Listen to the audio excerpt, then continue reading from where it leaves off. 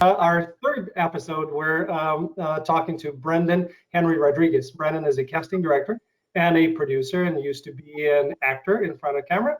And I met you, Brendan, first time in Sherry Shaw's Power Hour Power Hour workshops. And I really love those. By the way, we'll link those at the bottom of the video.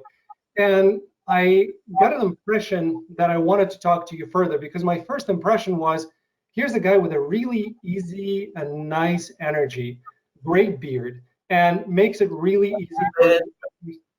Huh? I was like, fuck you, man. No, it was me being jealous of you, man, and your beard. And just somebody who makes it really simple for the actors to work. And I thought that's a cool guy. I want to talk to him at some point. But as a casting director, how important are the first impressions that an actor makes when you just see them, be it a self-tape or somebody walks in?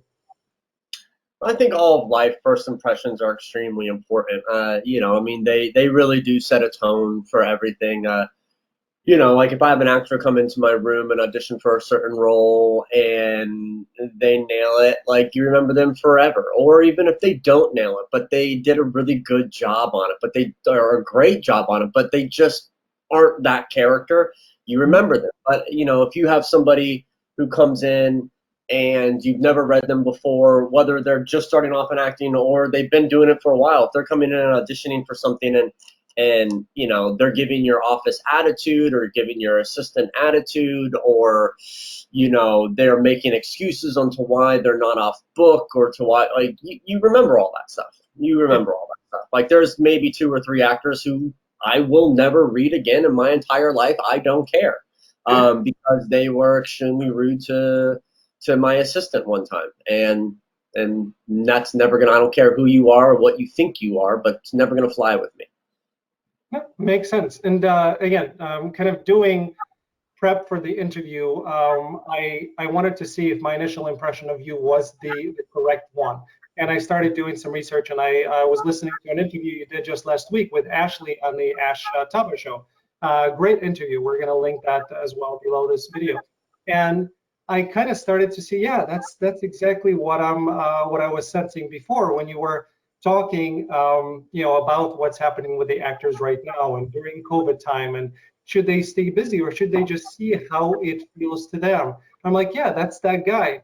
And then I came across the pictures that you put on Instagram with you and True, and the way you look at True, that was it. That was like my initial impression. Your interview and that look solidified it. You're just a soulful guy.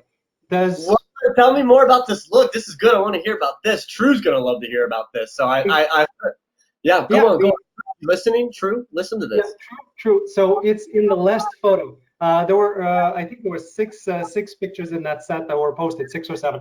And the last photo is the one that really got me. True is looking straight into the camera with the baseball glove, and you're looking down, at her. And just the kind of the love and the kindness in your eyes, that was it. I'm like, I love yeah, it. that's Go what I saw.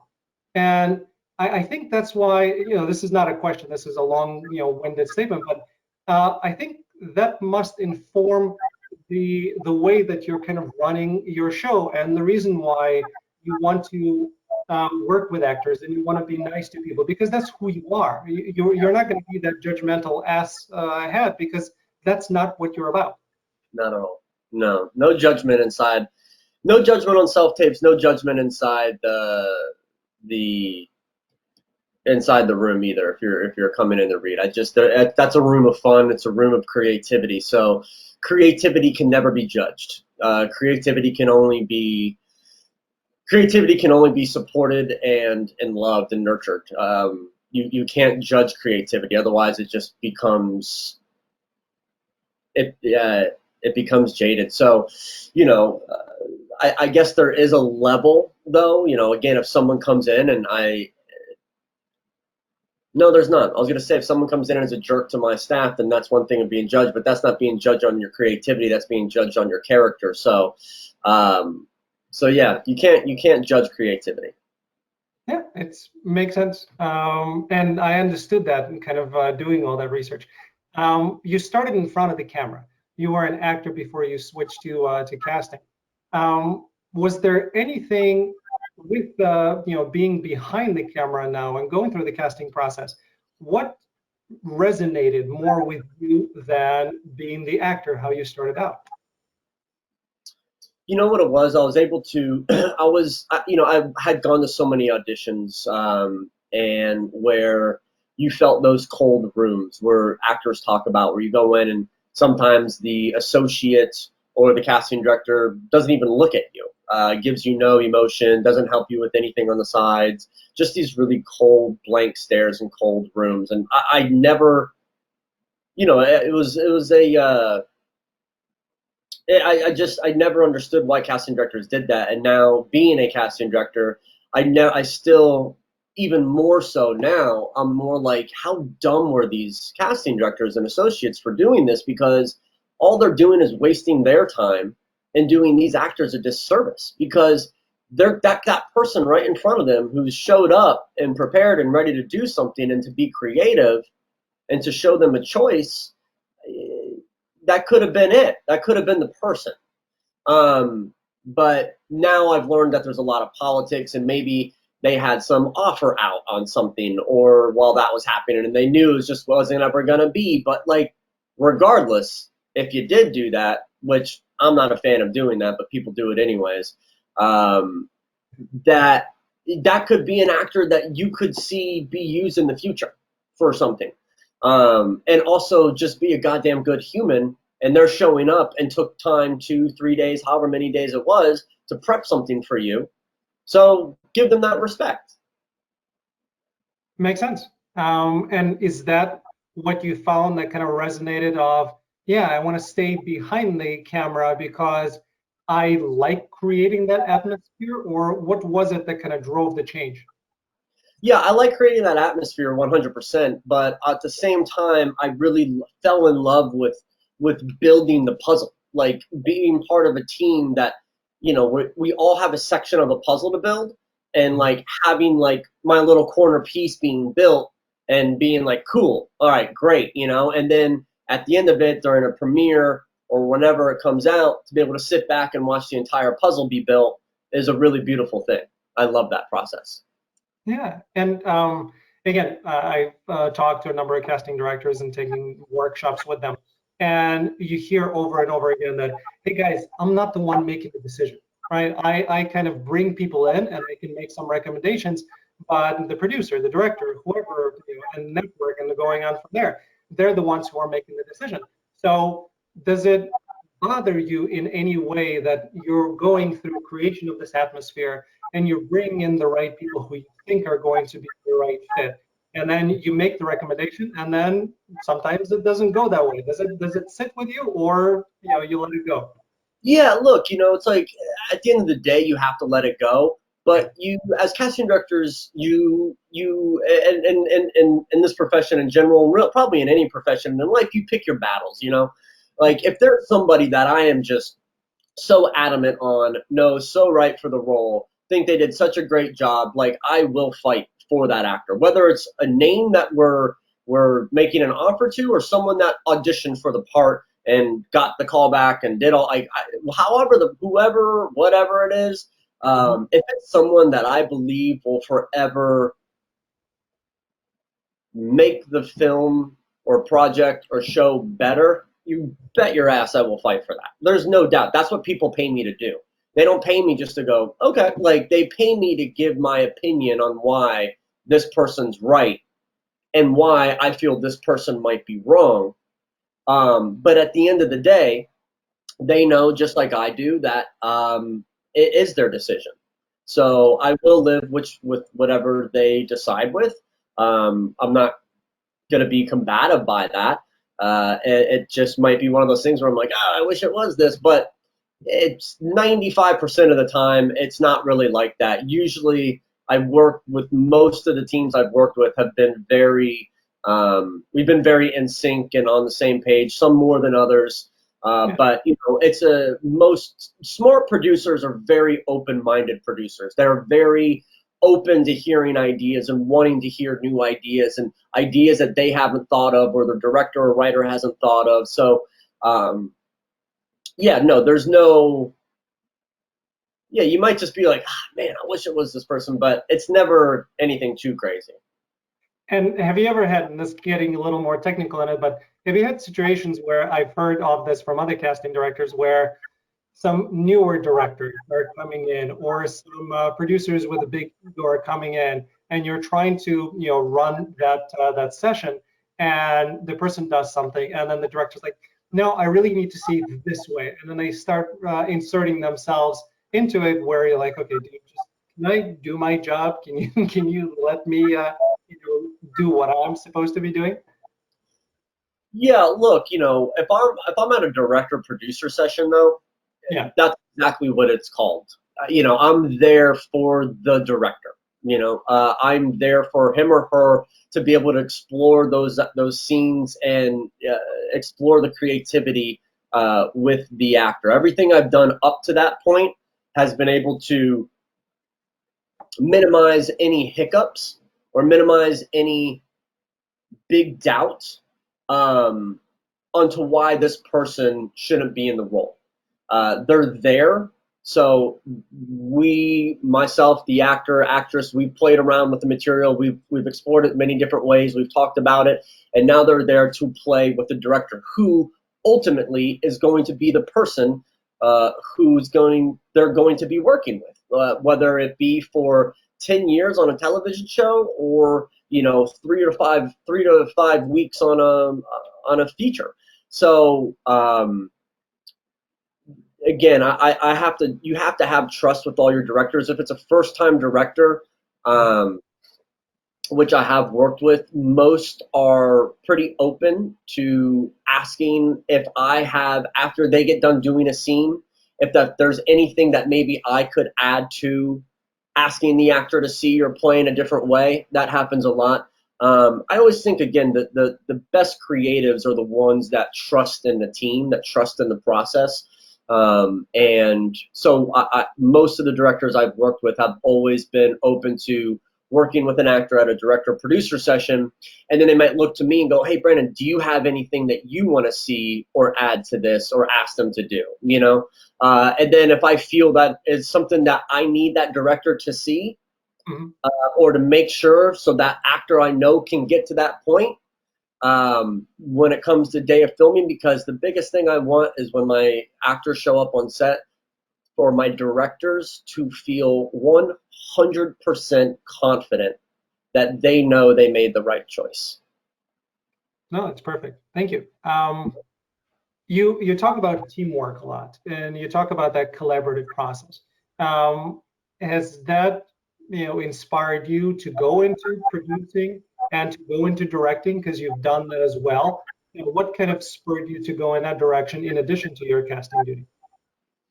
Well, producing, look, in indie film producing or indie film casting in a way can be producing. Sometimes there's no financing attached at all to films when I come on board.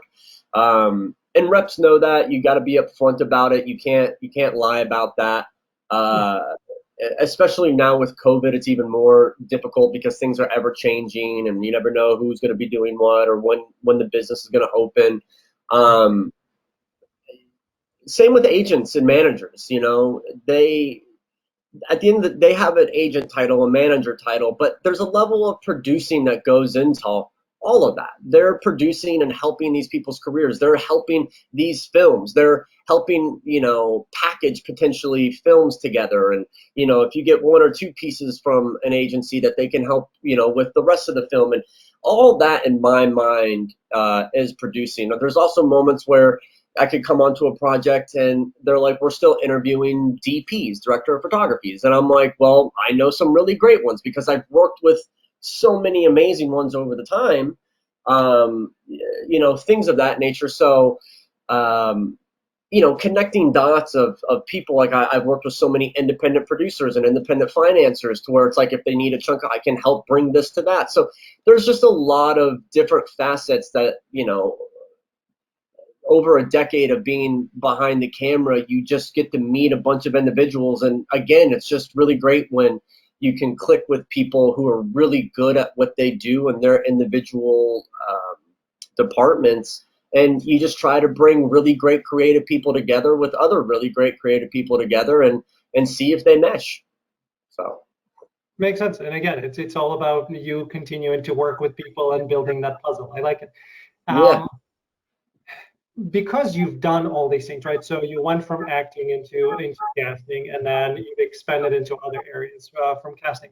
Do you see yourself now as I am in casting? This is my primary. Other things are of interest, and I'm going to kind of do them when I can. But my primary is casting. Or do you see yourself evolving into doing more producing and directing and going into those areas?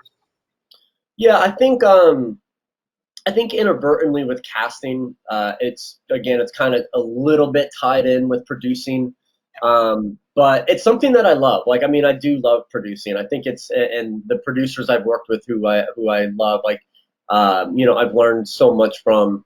I don't think anyone should ever say that they just want to be one thing, especially in this business. I don't think you are just one thing anymore.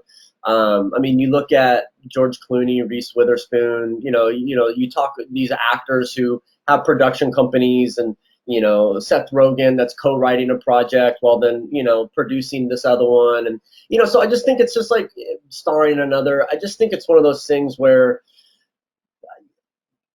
I love casting.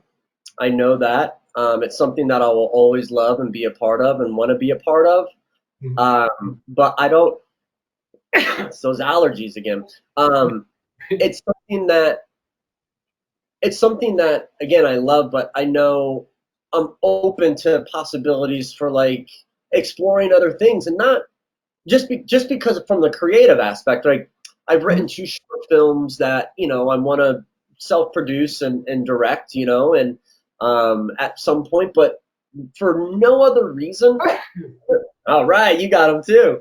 I was next. Yeah, but for no other reason to do these short films, to produce and direct them, for just a sheer fact of like wanting to have fun. That's it. There's no other reason for wanting to do it. I just want to be creative. I just want to create something. I just want to work with creative people I've met over the years.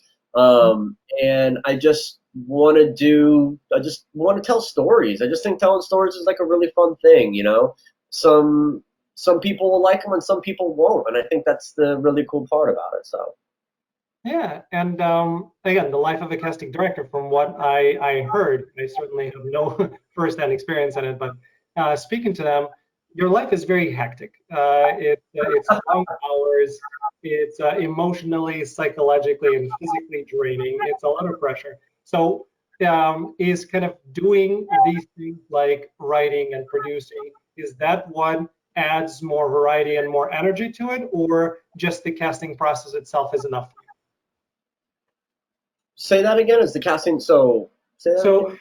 casting is draining. The whole casting, the life of a casting director is draining. So are you energized by the process itself, or do you do these things that you mentioned? Like I, wrote this and I produced that. Is that kind of your outlet to bring in more energy? No, if I just did casting the rest of my life, I'd be completely happy. I mean, every time I read like a script, like I say no to more scripts than I say yes to, and Okay. it's great when I do get a script and I'm like, I love this, and I mean, it can be like I'm casting a film right now about the 1962 Mets when they came to New York for the first year, based off a best-selling novel.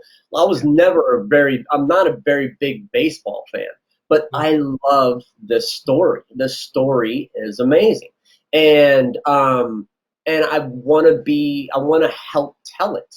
I want to help build the puzzle to this story. It's something that I think needs to be seen. And so when I get passionate about something, I get passionate about it, whether it's from casting or to camping or to traveling somewhere. If I'm passionate about True, when I'm passionate about something, I'm passionate about something.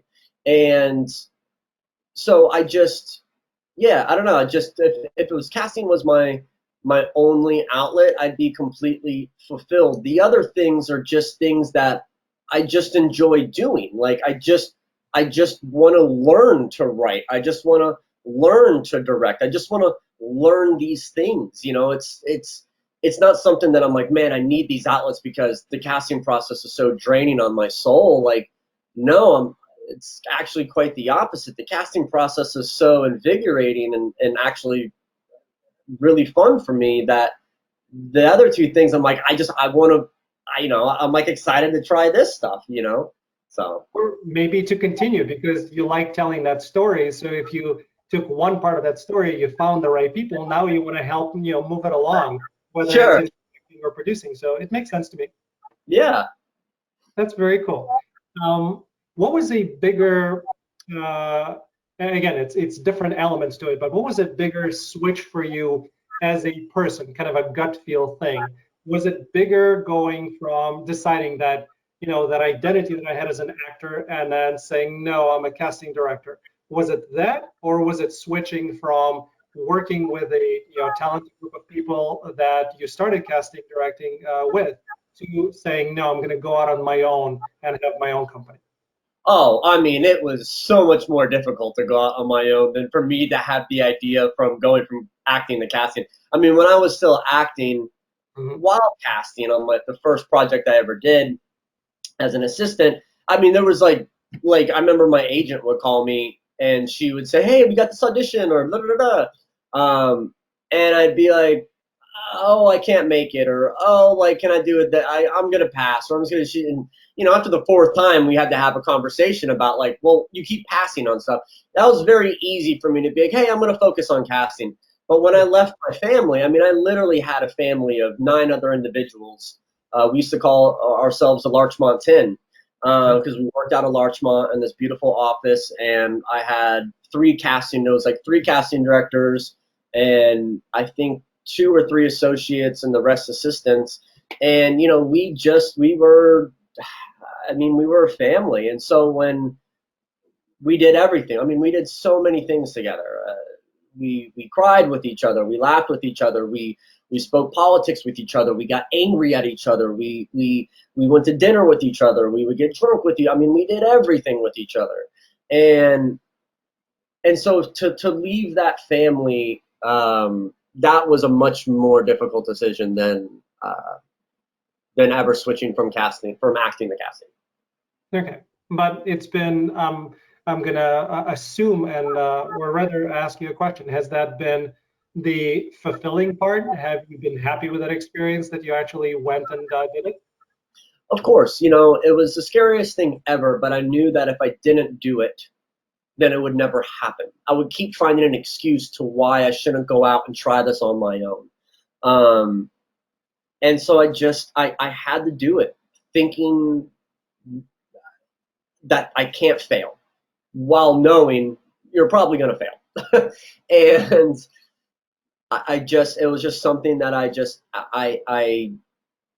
you just had to do it. And now, looking back on a little over 2 years that I made that leap, I'm very fortunate and very thankful and very happy with the support I've had from producers and agents and managers and directors and writers, the Casting Society of America. I've been. It's just been I've been very fortunate, and I'm very happy, and I hope to continue on this path. And I think, like anybody, like we always want to grow as people, and we always want to grow in our careers. We always want to grow in our mentality. We always want to grow in our understanding of life. And I just hope I keep growing in all those aspects. Including what we're talking about here in casting. Yeah. Thank you. I appreciate that. You've mentioned kind of working with different types of actors, and you're casting different types of actors. Looking at some of your projects, you've cast some big brand name actors, stars. Is casting for them different? I would again imagine if it's at that level, do you still have to go through the audition process, or it's hey, who can we get, and we think these guys are the right fit for it? Yeah, look, you do your research. You know certain actors at certain level. Like you're not, especially like say older men and women who've been in this business who've been doing this for decades.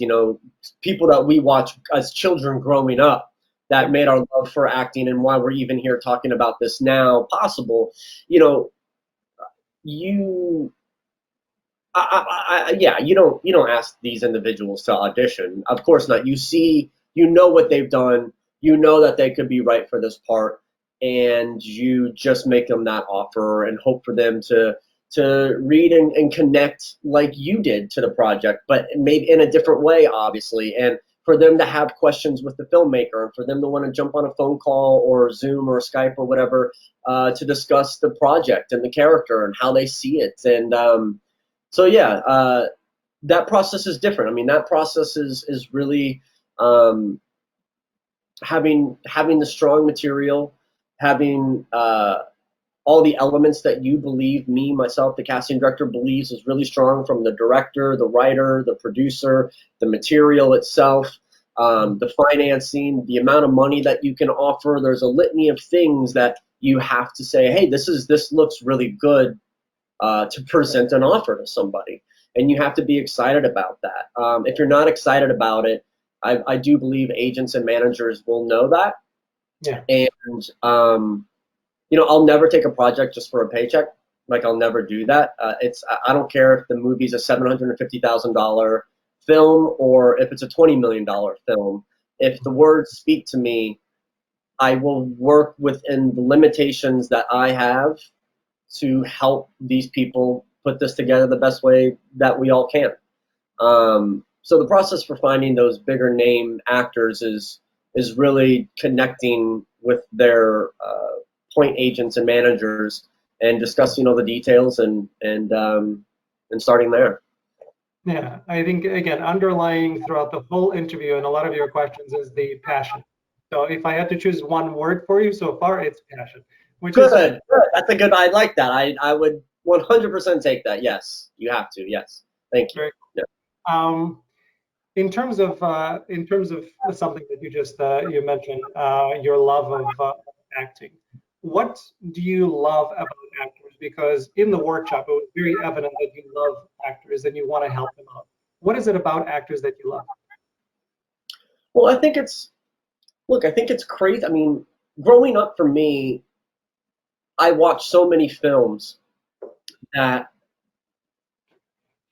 the actors that I grew up watching were such an influence to me in certain characters that they helped me in some way, or they made me understand a point of life that they were able to, in some fake reality, with all these people around them, doing, all these moving parts, they were able to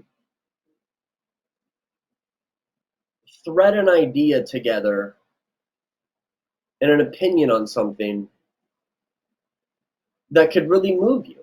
And I don't know, I just think what actors do is one of the most difficult things anybody could ever do. It is, I think it's a crazy lifestyle too. Like, you have to think like, fame and fortune, and there's a lot of people who want that and think that that's a really good thing, but I think it would be really hard for someone like me, or for most people, especially now with having, cell phones and stuff, that you could just be at lunch, or you could just be at the airport, or you could just, and then people are just taking a picture of you or doing this or doing that, and you have to be so mindful about what everyone's seeing you do and these things. And yeah, I don't know,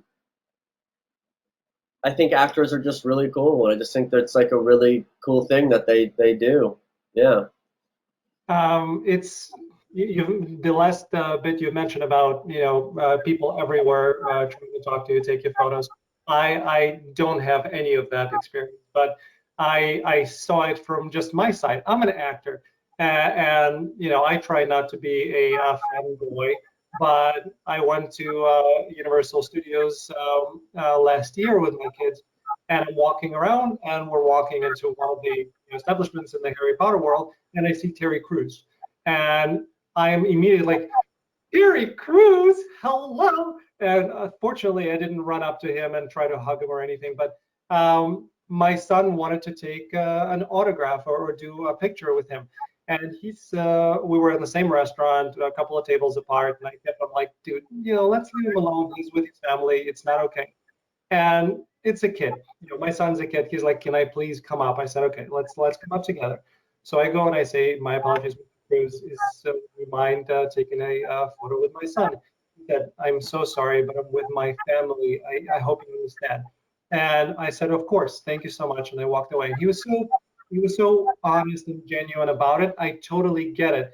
But I'm sure that happens to him all the time. And to have that from everybody, and I think I was nice about it. I'm sure some people are not are going to just be jumping over. So that part, I don't know how they deal with it. Talk about draining, just energetically. That must be very, very difficult. Yeah, I'm sure it is. It's like, again, you're just like, there's some times where I'm just out eating, and I might just be in a mood where like I don't like I don't know, I don't want to talk to anybody. You know what I mean? Someone tries to call my phone or something, like I just don't want to talk to anybody. Now imagine if like everyone knows you, recognizes you, and you're in that mood. Like, and you just want to just have a time to yourself. I think that's just like a really crazy thing. And and I respect what Terry Crews did, because you do, just like in life and in all relationships, you have to set boundaries. And he has a boundary that he set. And I'm sure that's not him just saying that to you. Anybody who maybe goes up to him while he's eating or with his family, Yeah. it's probably the same response. So I respect that fully. Yeah. It's actually I think a year later I saw in an interview that he was doing that he said, when I started out and I started being recognized and famous, I kept signing every autograph, and my wife would say to me, we're here as a family, you need to separate the two. And it took him a while to get to the point where he said, I can do that without insulting anybody, but still having my space. So once I heard that, it made even more sense, and I appreciated it from that perspective. But it's maybe if I ever get to that point, I'll try to be like Jerry Seinfeld, who basically doesn't care. You want to take a picture? Take a picture. Hi, and moves on. So Jerry doesn't think of himself as anybody that important. Yes, I'm a celebrity. I like it. Move on. So it's one of those things. I have no idea. I love to. I have. And that's the key. Is like, you never know how Yeah. it'll actually be. It's always easy for anybody to say right now, this is how I'll be when I get to this point. But until you're there and actually dealing with it, and you got to look at someone like Terry Crews, for example. I believe that he's probably a very genuinely nice person from what I've heard. And yet, every single person that comes up and asks an actor, for the most part, for an autograph, I mean, those are the people who are supporting that dinner. Those are your fans are the people who are supporting your mortgage, supporting your these things and all that stuff. So there's a level of appreciation that totally goes into understanding that, but there has to be that separation. I have no idea. No one's coming up to me being like, "Oh my God, did you cast this movie?" So I have no idea about that. But yeah, I think, yeah, just that would be really tough. That would be really, really difficult. Okay. And that's also why I like being behind the camera too, because if you're in a room of 100 people, Brad Pitt can walk in, and I could almost say with certainty that 99 out of the 100 people will go, "Holy shit, that's Brad Pitt." But if you were David Fincher and you walked into that same room, I think maybe 10 or less would go, "I think that's David Fincher." So, and I like that. And that's something I really like about being behind the camera, is that you can still be creative and you can still have a lot of stuff, but there isn't all that big recognition. Yeah, it's an interesting aspect. Um, I know some people go into acting because they want to be recognized and they want to be famous and they want to, Where's have. the reason why you should go into acting? Yeah. Yeah, it's like becoming a doctor because you want to be rich. That's not the point. You want to be a doctor because you're trying to help people. You want to be an actor because that's who you are. You want to create. So. Okay, I think we've come to the casting director lightning round questions. Shit. So it's not that many. I think it's 7 that we're asking. So Okay. all right. So how many seconds do you need to see if someone is moving forward in their audition? I would say you. I mean, I need to see. I want to see them do the whole scene and then maybe do it again. So however many seconds that might take. Okay, and what if it's self-tape? Self tape. I mean, you have to watch the whole thing. I mean, because even if the first 15 seconds they grab your attention and you're like, oh my Yeah. god, this is amazing. The next minute and a half could be complete off off the mark. So you got to watch everything. Directors know that once you get to a certain point, and that's why directors I really love and admire because they get to a certain point when after casting we go through and we sift through everything, we present them just the final batch, and then they take that batch and even make it smaller. Then in the room, or it was like in the first, I've heard many directors tell me in the first 10 or 15 seconds they know if they're the character or not. So And that's kind of what I heard. I've in some of the with workshops with casting directors, they were looking at self tapes and they're like, nope, done, move on, and they don't watch the rest of it. So the fact oh, that you that you can tell like in the beginning. If no done, but if you're hooked in the first 15 seconds, you yeah got to continue finishing it as a casting director to watch it to make sure. But if it's like in the like just like on a set, just like watching an actor's demo reel, yeah I'd say like have 2 minutes of drama, 2 minutes of comedy. That's it. And in the first 15, 30 seconds, you can watch me. Okay, cool, they get comedy. Okay, cool, they get drama. Let's have them audition. So yeah, you can definitely tell much quicker in the first 15 seconds if it's like no versus like oh yes, makes sense. Cool, thank you. Preferred self tape background color. like, colored. I don't mind. Just don't make it too crazy. I think like every most offices I've ever been in, we've just had like a nice blue. Like a kind of like a blue background. I mean, even if you were to put this kind of gray curtain that I have, that would be fine. Uh, yeah, just something that's not too crazy, something that doesn't make you look like a floating head. Yeah, something that makes you contrasted to the back. So like that's what we're seeing. Perfect. Some have a very specific thing, like they don't want gray, they only want blue.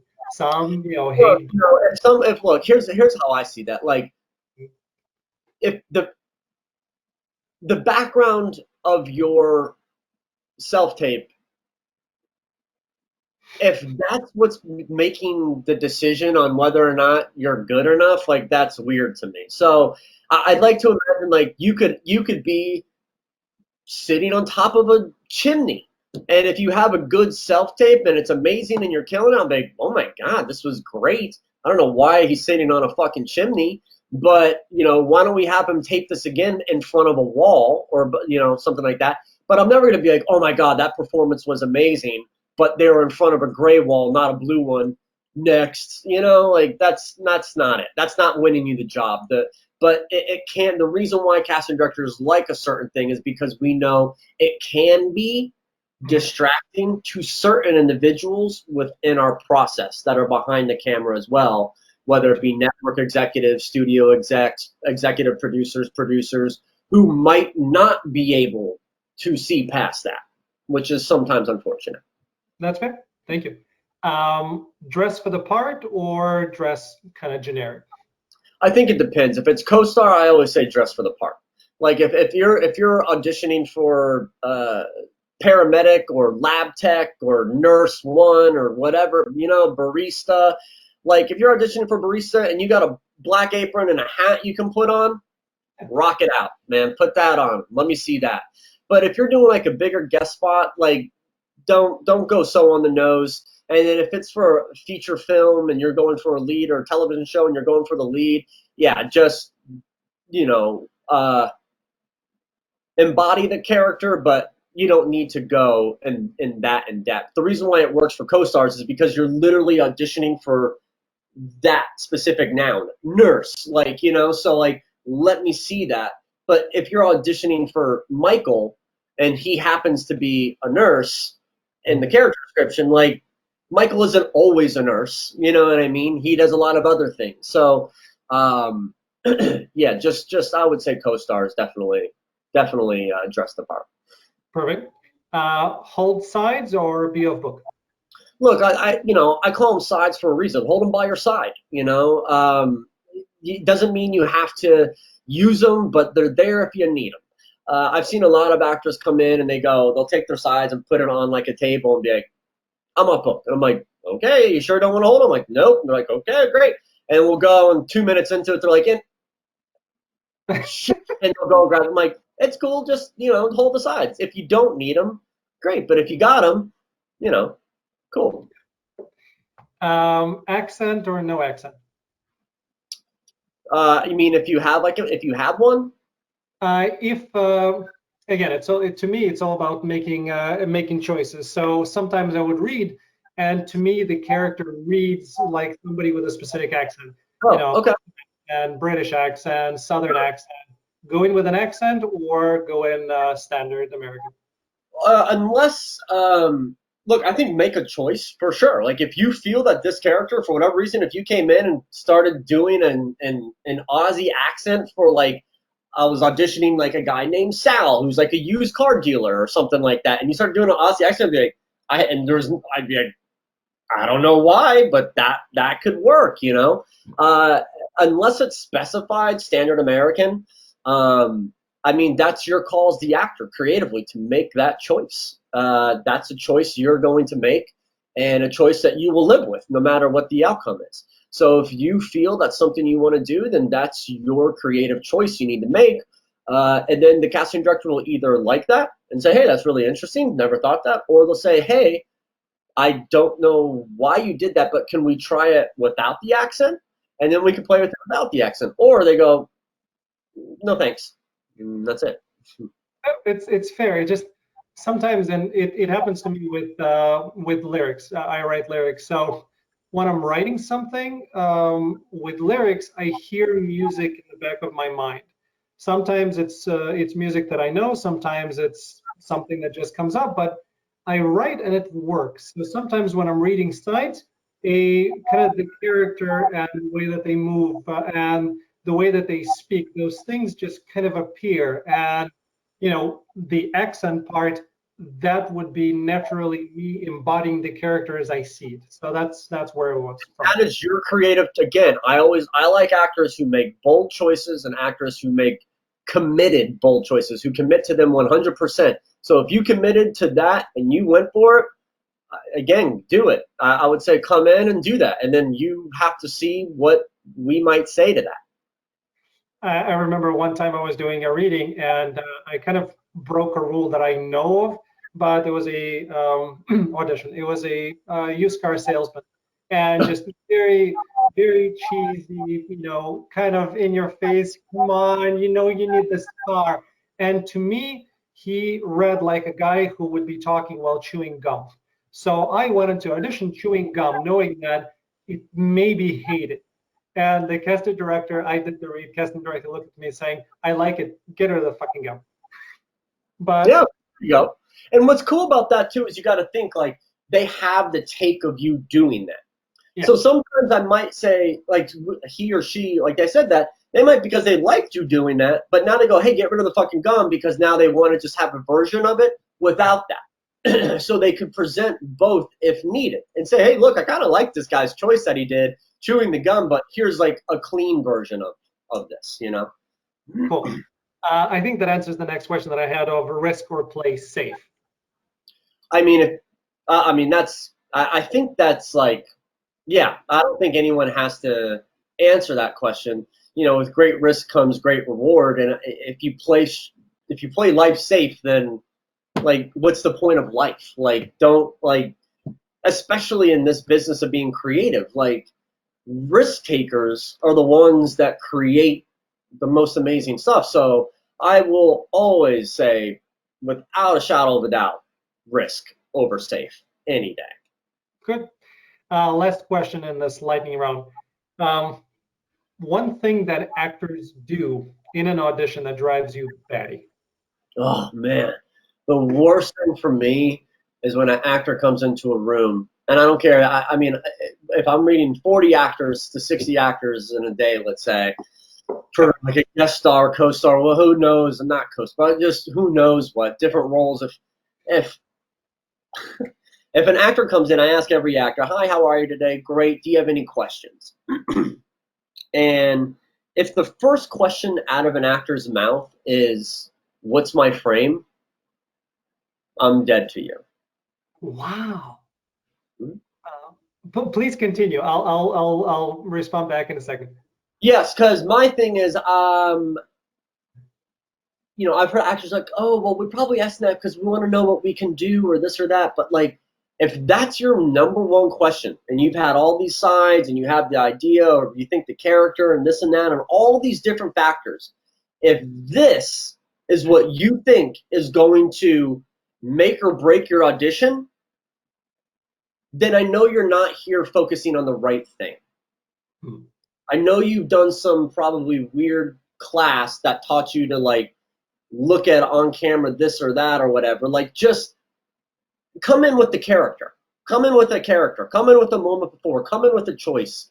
Come in with a magic pocket. Come in with a leading center. Come in with the tools that you hopefully have learned over the years by studying, and not caring what you look like on camera.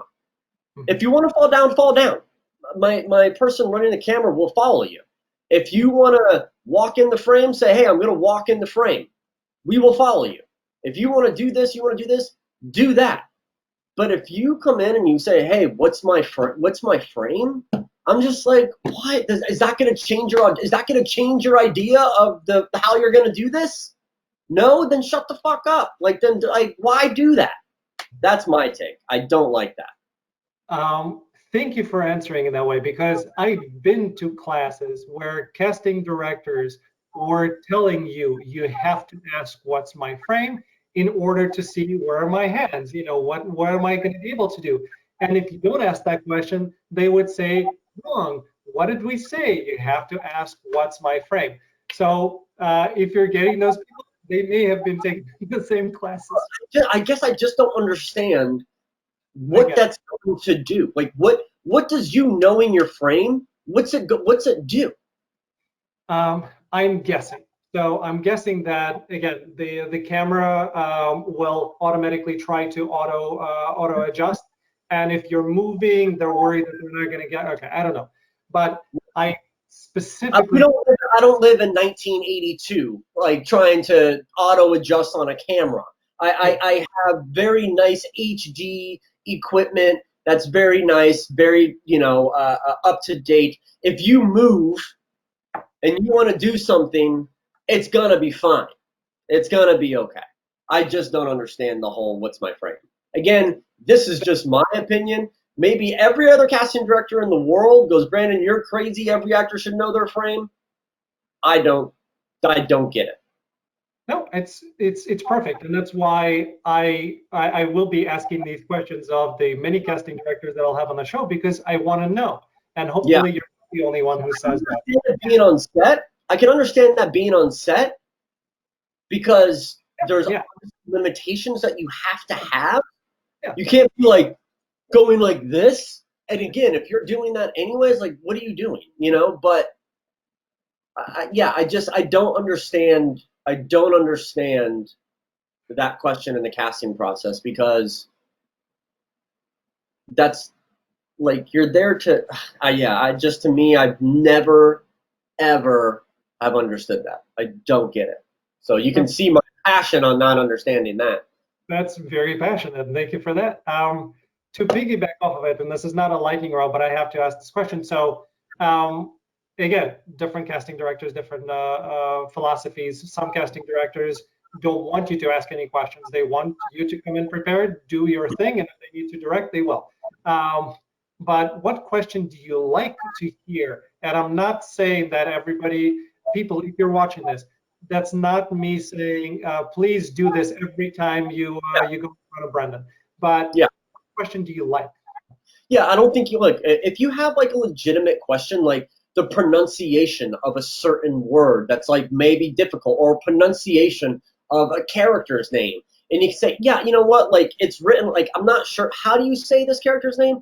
Oh, it's Charlotte. Like, okay, great. Like, you know, like how those kind of things, amazing. Or if you have a question of like, okay, great, like, you know, I didn't get the script, so is this character like this or that, or like how does this end, or whatever it might be. Questions that help you understand maybe more the tone, or not the tone, but like maybe the tone, but to understand the character more, to understand who this person is. um you know, we can talk about that all day, you know. So I like when actors have those kind of things, you know. And it doesn't mean you have to have a question. If I say, "Hey, do you have any questions?" You can say no. I just rather get. Most actors go, "You know what? I just kind of want to give it a shot, and we can just play from there." I'm like, "Sounds good.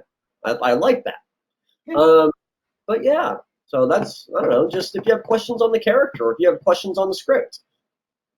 Perfect. Thank you. Um, as we wrap up, because I've taken a lot of your time already. Oh, don't worry.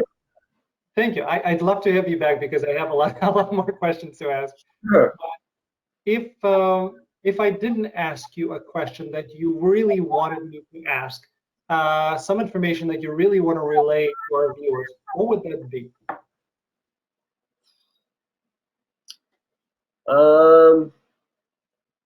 I don't know. You've asked a lot of really great questions, so you're a very good interviewer. You know, I don't really know what else. I guess I would just one of my favorite things I heard. Um, I mean, this was a long time ago, but when it comes to acting, is to ask permission, Hmm. is to seek denial. Hmm. Um, Yeah. so yeah, and you never have to apologize either in a casting room. Like if you mess up, I don't need you to apologize. You didn't do anything wrong. I mean, if you trip and you knock over my lights and break them, or you somehow break something accidentally, or you clog the toilet and it overflows, sure. Say, "Hey, I'm so sorry. I didn't mean to do that." Okay. Mistakes happen. But when you come in a room and you're trying to explore creatively something, you don't have to apologize for anything that you do. If you have to start from the top, or if you have to, let's take it over again, that's okay. That's part of your job, you know. Yeah. Perfect. Well, Brendan, thank you so much for coming on. I really appreciate it. We'll have all of the links to your company and to all of the interviews that I've mentioned that you've done, and to Sherry's. Thank you. It's been enlightening, and I really appreciate you mentioning passion one more time, but I really appreciate that passion is translating into creating that environment that's collaborative, that allows everybody to be successful in it, Yeah, and that to me is key. and I mean, like, what's the point? Like, what's the point? You know, like, what are we doing? Like, what are we doing then? Like, you know, yeah, what are we doing? Perfect. Let's leave it at that. Thank you again, everybody. Tune in. We're going to have a lot more with casting directors, actors, producers, all to talk about our love of acting. Thank you.